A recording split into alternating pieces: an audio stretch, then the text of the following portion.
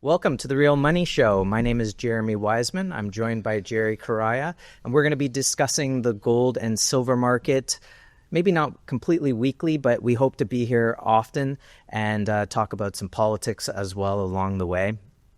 But before we get started, it's been a great year in the market, Jerry. So far, silver is up 80% in US dollars. Gold is up 60% in US dollars.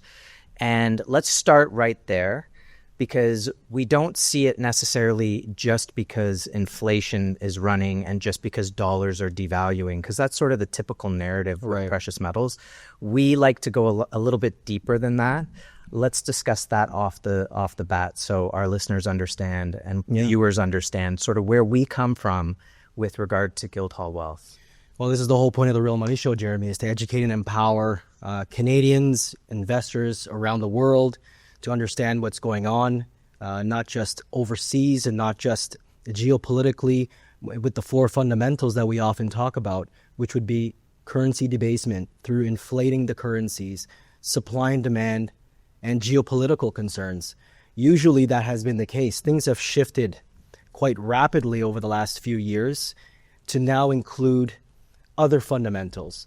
But the major fundamentals are going to remain, because the fact is all major central banks are not just acquiring precious metals, gold especially, ad nauseum, just nonstop, but they also are using the same equation that they've always used, which is just money printing.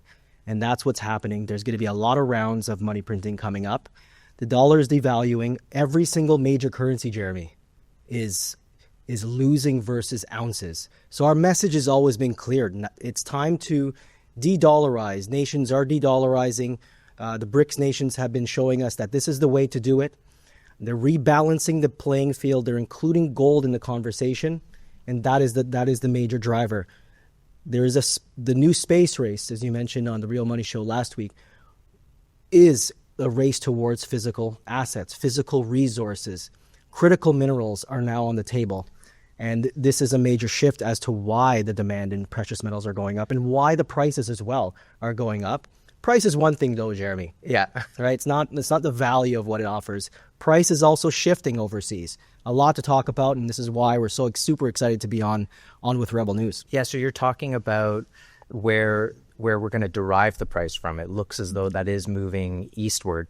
But when we think about fundamentals, we're looking at money printing, which is going to devalue your dollar. That's going to lead to inflation. There's going to be supply-demand aspects. Yeah. That's the second fundamental. And then geopolitical risks. The supply-demand in silver has never looked better. We're sitting with a 5 or 6 year structural deficit. And then what you mentioned is this kind of new version of a space race as a new fundamental, which is the financializing of everything is changing. It's more to, as what Jim Rogers used to talk about in his book, Hot Commodities, of eventually you got to get back to making stuff. Exactly. And right now there certainly seems to be a grab for making stuff, and you need sources. So you see around the world, there's a chase on for rare earths. But it's not just rare earths, it's also things like silver, for instance, which just made it onto the critical minerals list in the United States, which they discussed that about a month ago, and it wasn't made formally until last week. But that's it. Silver is now considered a critical mineral in deficit. Mm-hmm. So when you look at the prices having moved so much this year, is it just the demand side that's driving silver in particular at this point? And how much further could we see it rise from here? It's both gold and silver at the forefront of everyone's, portfolios being shifted. We're seeing major banks now throwing out the old 60-40 split of the portfolios to include now 20% into gold. Countries are now holding silver now as bank reserves. India has set up major exchanges. We had the Shanghai Gold Exchange, the Indian Bullion Exchange. These are, in our opinion, going to rival and are rivaling the old guard of where we used to get the gold and silver prices. London and New York, two places that They don't offer any physical. They don't mine it. They just print it. And actually, they are kings of the contracts, which is just the paper. And it's so easy to do. You could flood the market with fictitious ounces. One contract of silver is 5,000 ounces of silver that does not exist. You can create the supply and you could sell the contract, manipulate that market. But now that silver is being deemed and has been designated as a critical mineral, I think it's going to put pressure on those banks. I don't think you'll be allowed to do that type of shenanigans anymore in the silver space using the paper manipulative, the control that they once had. Yeah, it's fleeing to the east. I'm glad you brought that up, because one of the things that we really monitor at Guildhall is the revaluing of gold and silver. It's not an event, it's a process. And part of the reason we believe that the prices are rising so much is not so much because of just inflation, dollar devaluation, or the race for new assets and commodities to go into things, structuring, AI, all new technologies going forth. And we'll talk a little bit about nuclear in a moment. But what there also is to this is a much bigger picture, which is in 71, when they lifted the gold standard, at that point, we believe there was a psyop against the people to not own gold and not own silver. That's where you come up with the gold's a relic, it doesn't pay a dividend. Just the tradition. The tradition. What are you, a conspiracy nut? But if you have to own it, here's an investment version of it where you don't actually own it, because you don't really want to have to take care of it. What are you going to do? Put it in your backyard? So they come up with these reasons, right? But the point is that they don't want you to own it, because if you own it, then you are immune to inflation. And they understand that. That's why they misquote inflation at 2% when it's really at 6%. And the fact that we should even accept 2% is ridiculous. That's 20% every 10 years, 40% loss of purchasing power every 20 years. That is unacceptable. We shouldn't be accepting that. No. So the price has now also volatility, and keeping the price low helps manage the price. Very true. So that'll also prevent people. We're going deep here. We're already putting on our tinfoil hats. We're here. But this is why these entities didn't want you in those markets. They wanted you in the financial markets where they could control you. And look at where the prices for the precious metals have been controlled for the better part of 50 years, which is London and New York. And since it's not just Asia that's moving it and the BRICS nations that are moving it, but now that you're calling silver a critical metal, it means you can't have these shenanigans in the markets, and people realize, wait a second, there's a deficit, it's critical, we need to take delivery of it. It's rendering the paper game anachronistic. It's no longer a game you can play. Mm-hmm. And so what we're seeing, and what we believe at Guildhall, is we're seeing a revaluing of the metal after it's been managed for over 50 years. Absolutely. So this is not a one-off. Silver moving up 70% in a single year is not a one-off. This is a beginning. And I think that right now, as you look, talk to us a little bit about where we are seeing silver at all-time highs. Today, I think we hit 54. We're back into the 53 range on silver. We'll talk about gold as well, but on silver, we are at all-time highs, 50-year highs in the metal. What do you think the market's going through psychologically at this point? Well, there's a few things at play. Psychologically, it's obviously triggering the Western investors. We are seeing the demand, regardless of price, coming in from the East. The exchanges actually have prices higher in the East. So we have a vacuuming effect, which is the arbitrage. If you can buy it cheap in North America, export it to Asia at a higher price, well, you're in business, right? And they're not going to let it go, though, either. And this is what we're seeing. Just before that, the U.S. designated silver to become a critical mineral. It was China the week before that revised the way that they export silver. They actually made it very difficult for the exports. So we're seeing a hoarding now, a stockpiling. So it's pushing countries to do a 180. Just a year ago, we saw commercials about the green energy, the green project. We got to stop with the pollution, Canada, and we'll shut down mining. But a complete 180, now that there is a race for critical minerals, we're now seeing commercials here in Canada on mainstream that are saying, well, Canada has to drill and protect our critical minerals. I hope it's not a complete 180. We intend to, we're going to. What I've noticed is actually a lot of Canadians in the last year have also realized or taken for granted how rich they really should be. Exactly. Right? I remember seeing this so true.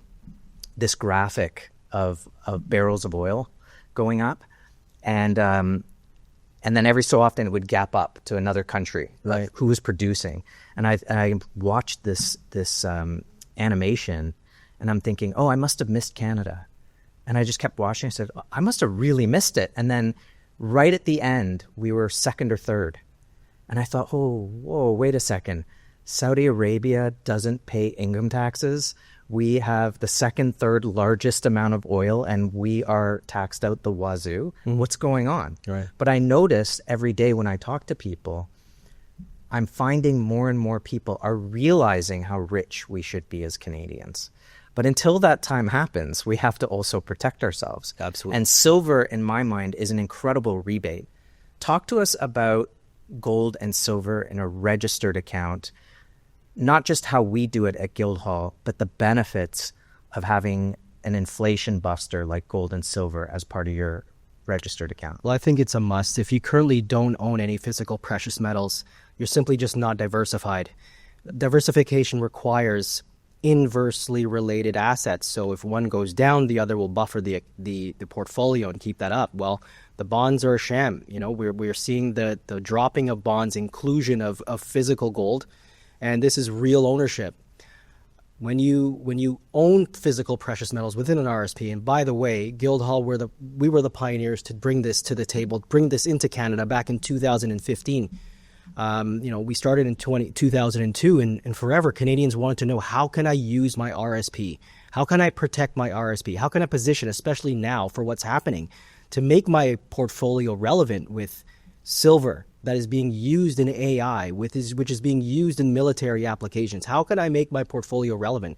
Well, now you can roll out. So we assist with the entire process very happily. You get in contact with Guildhall, give us a call, 1-877-8-SILVER, and we'll help you to set up the account. We've partnered with Questrade to do this. And what we do is we just simply roll over. We just transfer from an existing RSP that you have elsewhere, and you move it over to us. The process takes about 15 minutes.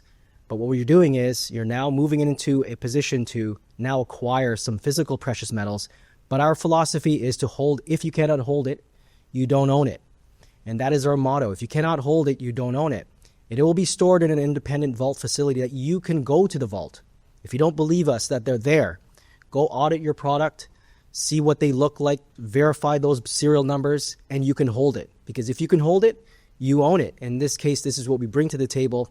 You can actually own physical 1-ounce bars of gold, Royal Canadian Mint, your famous Falcambi Swiss bars, PAMP bars.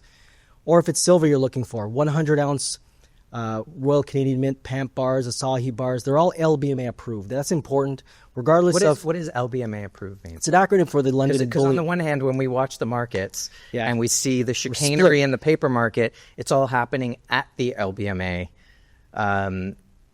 But yet we still want LBMA approved product. Yeah. Well, it's similar to like the US dollar. What does it stand for? The London Bullion Market Association, so the LBMA, they're the foremost, I guess, the overseers of the gold and silver market. They do two things. The shenanigans with the price, yes, put that aside, but they help ensure the overall experience of your gold and your silver purchases and your buying and selling. Remember why gold and silver. Central banks around the world need gold and silver for two reasons. Liquidity first, and to decouple their wealth from currencies that are being devalued. The Canadian dollar has lost over 95% since 1913 of purchasing power. And, the London bullion market, what they have done, they have created a closed-loop chain of integrity to ensure that the metal has been sourced ethically, that they're pure, and that they're minted in the right way. So you have a list of bars that are public. And if it's not on that list, that's what we bring to the table. And if it's not on that public list, we're not going to give it to you. There's no need to compromise in your wealth insurance. Remember, this is wealth insurance first. So why would you compromise your insurance policy? If you actually want an insurance policy, Jeremy, We don't buy a share in an insurance company. You buy the actual policy. And when you're buying physical, that's what the central banks are doing. We're following what they do. You want to become sort of your own central bank without being Karl Marx and a communist. And this is the way we do it. You're owning physical. If you can't hold it, you don't own it. Buying and selling is done on a phone call with us, and we're always happy to help. Yeah, and the client gets an itemized inventory report so they can see exactly what their bar numbers are, what they're holding in their own sub-account at the vault. So it's fully allocated to them, fully segregated from all other holdings at the vault. So you have your own sub-account. So unlike other versions, and there's a place for everything, right? We're not against anything. There's a place for everything. Absolutely. ETFs can be a great way for getting in and out of the market if you're looking to trade. Physical market is not necessarily going to be economical in that means as well. Perhaps I don't think it's a question of saving money, but perhaps if your budget in your registered account might be only $6,000-7,000, then an ETF or pool account becomes a lot more viable. Especially when a 100-ounce bar of silver today costs something like $7,500. But why gold and silver in a registered account? Because in my mind, and we've been doing this for over a decade in the registered accounts and helping clients to have TFSAs, RSPs, LIRAs, LIFs, RIFs, and RESPs. But the big key for me is that when you have deposited your funds into an RSP and deferred your income, great. Number one, you're not giving the taxes to the government. You're staking yourself your own money. I think that's important. Number two, now the clock is ticking. You have to know if you've won the game in registered accounts, in my opinion, you have to beat inflation and then beat the taxation at the end because you deferred that income tax. And so now you have to be able to overcome it. So to me, if you say that inflation is 7% a year, that means on the decade, you need to be making 70%. That's right. In your portfolio. Over a 2-decade period, 140%. Okay. Now, you also need to overcome the withholding tax. Not withholding tax, but the income tax that you'll pay at the end. Let's call it 30-40%, right? So basically, by the time you're done, after 20, 30 years, you need to make 200%, okay? Right. Gold over the last 20 years is up well over 900%. Silver's up well over 700%. This completely blows away any cost of doing business issues you may have with acquiring a physical asset. But to me, that's the key. Now, again, it doesn't have to be everything. It could be a portion. As you said, you're diversifying a portfolio. Correct. You're having things that are negatively correlated. You want some on red, some on black, and that's what having a physical asset that's negatively correlated to the dollar does. But to me, that's the key of the registered account. And the proof is that over the last decade, we have clients who are up well over 200%. No managing of a portfolio and mixing this investment with that investment. We're not financial advisors. We're only bullion dealers. But as a person who's held bullion for over 15 years, it's the easiest thing. Mm-hmm. You just hold it. It's simplicity. Yeah. Absolutely. And that's what you want to do. Number one, understand that you're converting out of a currency that's being debauched. And this is the first step in the manifesto. In order to take control of people, going after bank accounts and things like this have happened.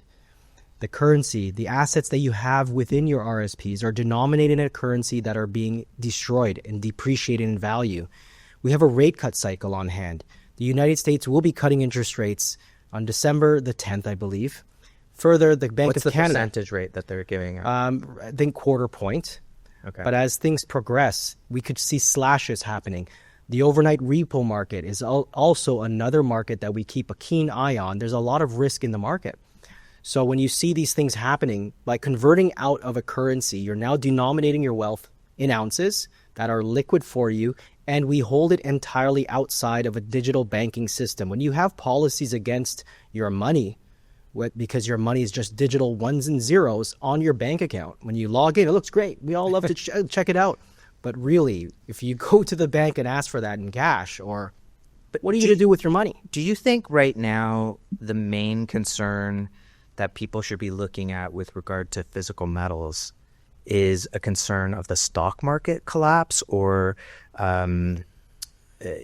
things being fragile, or are you looking more at the reset of central banks have been buying gold like crazy? We know that they're buying it because they understand there's going to be a reset and that gold is continuing to revalue from here. Right. And so they get to add the asset side of their balance sheet, right? For me personally, I think it's, Jim Rickards has talked about this, it's not so much trying to pay down the debt. It's building up the asset side of the balance sheet and creating productivity and jobs and lowering the cost of energy. Because you could also lower your energy costs, lower your food costs, still have inflation, but you've mitigated the pain. Right. And gold and silver have certainly done that as well. But again, is it we're worried about the fragility of the market, or is it that it's being revalued so much and so quickly? I think the fragility is leading up to a pinnacle where we are leading into the solution. We know gold and silver to be the solution to boost that side of an asset, of your asset side. Right now, the U.S. just passed 38 trillion in debt. The global debt is over 300 trillion.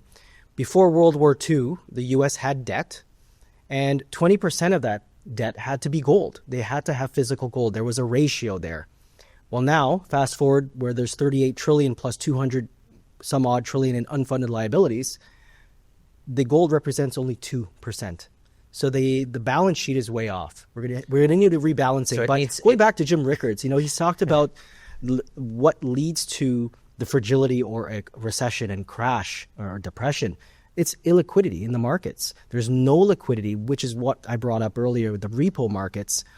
It's showing signs of slowing down. Money is not flowing freely anymore. Banks are hoarding cash. This is usually the cause of major market issues. And when you have a liquidity crisis, when everyone tries to head to the door at the same time, Jim Rickards calls that an ICE 9 event, because you're not going to be able to sell when you want to sell potentially.